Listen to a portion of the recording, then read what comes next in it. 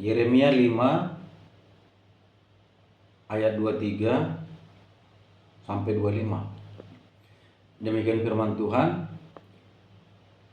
Tetapi bangsa ini mempunyai hati yang selalu melawan dan memberontak. Mereka telah menyimpang dan menghilang. Mereka tidak berkata dalam hatinya, baiklah kita takut akan Tuhan Allah kita, yang memberi hujan pada waktunya, hujan pada awal musim maupun hujan pada akhir musim, dan yang menjamin bagi kita minggu-minggu yang tetap untuk panen. Kesalahanmu menghalangi semuanya ini, dan dosamu menghambat yang baik daripadamu. Sekali lagi saudaraku, tetapi bangsa ini mempunyai hati yang selalu melawan dan memberontak. Mereka telah menyimpang dan menghilang. Mereka tidak berkata dalam hatinya, baiklah kita takut akan Tuhan Allah kita, yang memberi hujan pada waktunya, hujan pada awal musim maupun hujan pada akhir musim, dan yang menjamin bagi kita minggu-minggu yang tetap untuk panen. Kesalahanmu menghalangi semuanya ini, dan dosamu menghambat yang baik daripadamu. Ya, ini tulisan Nabi Yeremia kepada bangsa Israel. Ketika itu sebelum pembuangan, sebelum Tuhan menghukum mereka, membuang mereka ke Babel, Tuhan memperingatkan dosa-dosa Israel ketika itu. Mereka meninggalkan Tuhan, mereka menyembah berhala, mereka menyembah batu, menyembah pohon. Tuhan murka, Tuhan marah, Tuhan tersinggung. Dan Tuhan utus nabinya, Nabi Yeremia, untuk memperingatkan. Dan salah satu peringatannya adalah bahwa Tuhan mengingatkan mereka ini bangsa yang selalu melawan ketika itu. Saudaraku yang dikasihi oleh Tuhan, bangsa Israel adalah contoh bagi bangsa-bangsa lain. Contoh untuk Tuhan menunjukkan betapa manusia itu banyak keteledoran, banyak kelemahan, banyak kesalahan. Dan di situ pula Tuhan menunjukkan cara-caranya Tuhan, sikapnya Tuhan, kesabaran Tuhan, murka Allah. Jadi lewat bangsa ini, sikap Tuhan terhadap mereka yang memberontak, mereka yang tidak taat. Dan ini juga berlaku untuk kita. Berlaku untuk kita. Kita tidak beda jauh dengan bangsa Israel. Kita juga tidak lebih baik daripada mereka. Justru menurut saya mereka lebih baik daripada kita. Nenek moyangnya adalah pilihan Tuhan, Abraham. Seorang yang taat, yang setia, dan diangkat sebagai sahabat Allah, ya, menjadi orang yang beriman, bahkan menjadi bapak orang beriman. Dan Israel adalah keturunan Abraham. Dan menurut saya kita tidak lebih baik daripada bangsa Israel. Dan kemungkinan besar kalau kita mengalami seperti yang dialami oleh bangsa Israel di padang gurun, bahkan ketika zaman Nabi Yeremia, zaman raja-raja, mungkin kita pun yang bukan Israel melakukan hal yang sama, bahkan lebih parah, ya. Jadi maksud saya, firman Tuhan ini juga berlaku untuk kita, untuk mengetahui cara pandang Tuhan mengenai orang-orang yang memberontak, orang-orang yang tidak taat, orang-orang yang tidak setia. Kita juga kerap memiliki sikap seperti yang dimiliki oleh bangsa Israel, suka melawan, memberontak, menyimpang, menghilang. Ya, pada umumnya manusia melakukan hal seperti ini. Dan Tuhan mengingatkan bangsa Israel, dan untuk generasi berikutnya juga ini berlaku firman ini. Karena Tuhan tahu bangsa-bangsa lain juga ya seperti ini. Supaya bangsa lain bisa belajar terhadap apa yang dialami oleh Israel. Betapa Tuhan tidak suka, Tuhan marah menghadapi orang-orang yang tidak taat, orang-orang setia, orang-orang hidup dalam dosa, orang-orang yang tidak peduli kepada Tuhan, orang-orang yang menghina Tuhan, orang-orang yang berontak kepada Tuhan. Mereka tidak berkata dalam hatinya, baiklah kita takut akan Tuhan. Mereka tidak mengatakan itu. Makanya saya katakan mereka meremehkan Tuhan, mengabaikan Tuhan. Mereka tidak takut Tuhan. Padahal mereka sudah tahu tentang Tuhan. Tahu cerita-cerita nenek moyangnya di padang gurun, bagaimana Tuhan menolong mereka. Bagaimana Tuhan menyelamatkan mereka dari kejaran bangsa Firaun. Pasukan Firaun, bangsa Mesir. Bagaimana mereka diberi makan, dipelihara oleh Tuhan di padang gurun. Tiang awan pada siang hari ketika panas, tiang api pada malam hari ketika dingin dan gelap. Ketika tidak ada air, Tuhan keluarkan air dari bukit. Ketika air pahit, Tuhan buat menjadi manis. Tuhan beri mereka makan roti mana dari sorga. Tuhan beri mereka makan daging.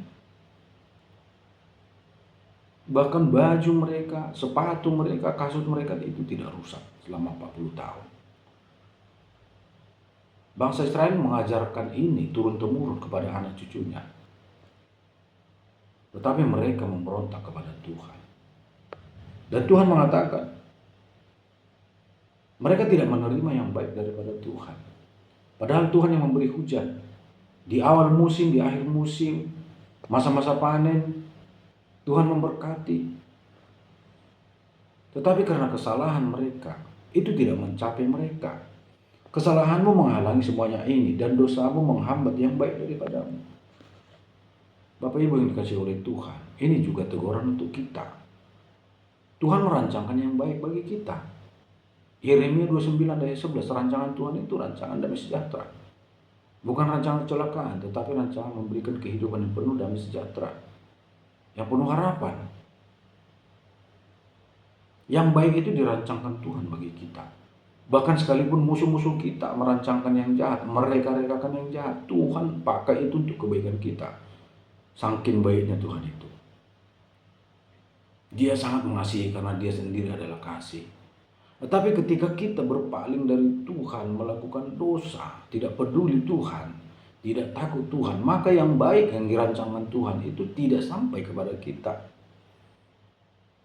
Karena dikatakan, kesalahanmu menghalangi semua berkat Tuhan, dosamu menghambat berkat Tuhan itu, menghambat yang baik.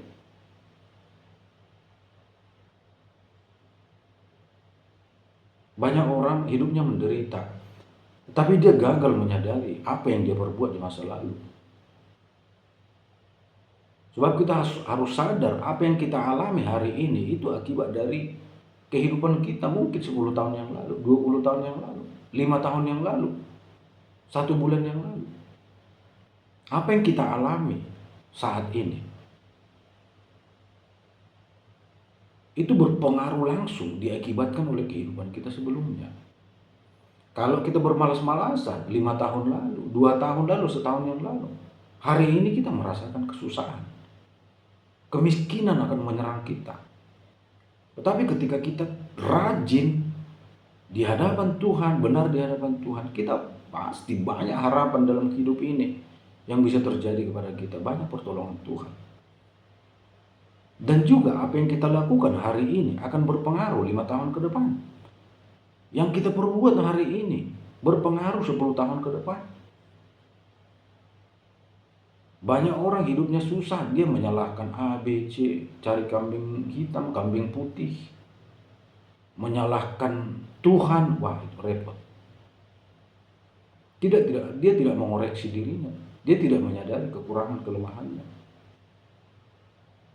Tuhan jelas mengatakan, engkau menghalangi yang baik daripadamu.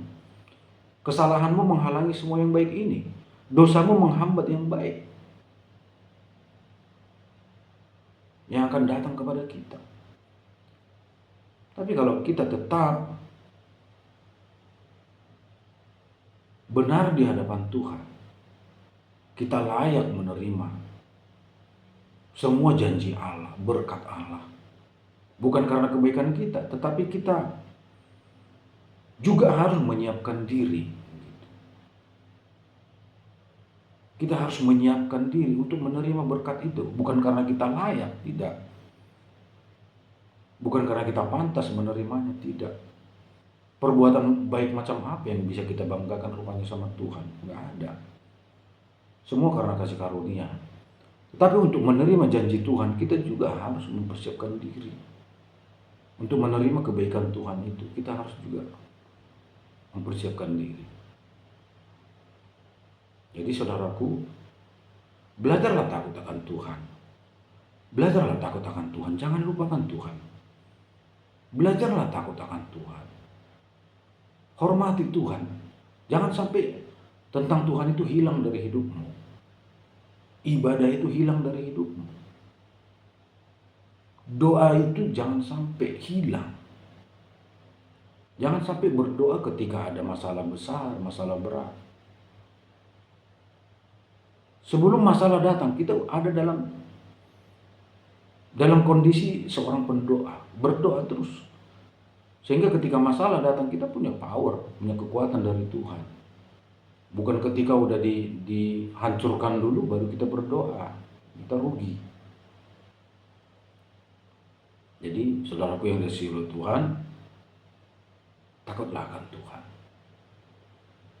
Tuhan merencanakan yang baik bagi kita. Dan kita harus mempersiapkan diri untuk menerima kebaikan Tuhan.